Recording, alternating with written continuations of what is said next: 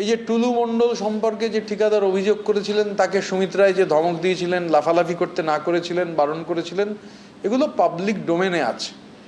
সুতরাং অর্গানাইজড লুট and legalise plunder, Kolkata থেকে যদি সব টেন্ডার নির্ধারণ হয়, তাহলে যারা নির্ধারণ করতেন যে গোটা নেক্সাস, সেই গোটাটাকে হচ্ছে চিহ্নিত করা দরকার, যে কারা বলে দিলে তবে টেন্ডার হতো, কোথা থেকে নির্দেশ আসতো।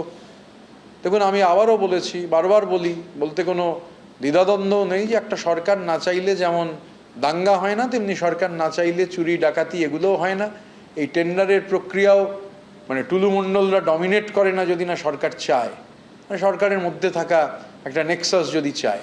15ই আগস্ট নাকাশিপাড়ায় কংগ্রেস নেতা বাবা এবং তার ছেলেকে নৃশংসভাবে গুলি করে কুপিয়ে খুন করা হয়। আর সেই ঘটনার পর আজকে নিহত কংগ্রেস নেতার বাড়িতে গেলেন প্রদেশ কংগ্রেস সভাপতি শুভঙ্কর সরকার এবং তার সঙ্গে ছিলেন প্রাক্তন প্রদেশ কংগ্রেস সভাপতি অধীর চৌধুরীও। 15ই আগস্ট গুলি করে এবং কুপিয়ে খুন করা হয় আনিসুর রহমান এবং তার ছেলে আবু সুফিয়ানকে। আর এই ঘটনার পর আজকে তৃণমূল কংগ্রেসকে নিশানা করেছেন কংগ্রেস নেতা অধীর চৌধুরী। তিনি বলছেন, তৃণমূলের সন্ত্রাস ছিল, তার মধ্যেও কংগ্রেস ছাড়েনি। খুনিদের ধরতে হবে, উপযুক্ত শাস্তি দিতে হবে।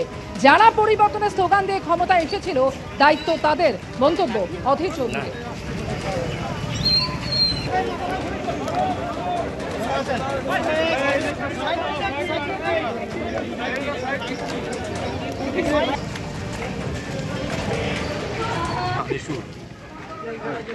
আনিসুর এ দীর্ঘদিনের কংগ্রেসের অত্যন্ত বলিষ্ঠ নেতা।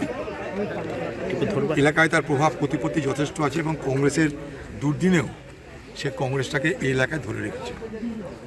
এখানে তৃণমূলের বারবারন্ত তৃণমূলের সন্ত্রাস ছিল, কিন্তু তার মধ্যেও আনিসুর কংগ্রেসের পতাকাকে উড্ডীন করে খাড়া রেখে এলাকায় কংগ্রেসটাকে মজবুত করছিল। খুনি কারা বার করতে হবে, খুনিদের শাস্তি দিতে হবে, এবং শুধু শাস্তিটা উদাহরণমূলক শাস্তি দিতে হবে, দৃষ্টান্তমূলক শাস্তি দিতে হবে। এবং বাংলায় তাহলে পরিবর্তনের স্লোগান দিয়ে যারা ক্ষমতা এসেছিল, দায়িত্ব কিন্তু তাদের। এটা কি পরিবর্তন না আবর্তন, এটা কি? বাংলায় তাহলে যে জায়গায় ছিল সে জায়গায় দাঁড়িয়ে আছে, এটাই প্রমাণ।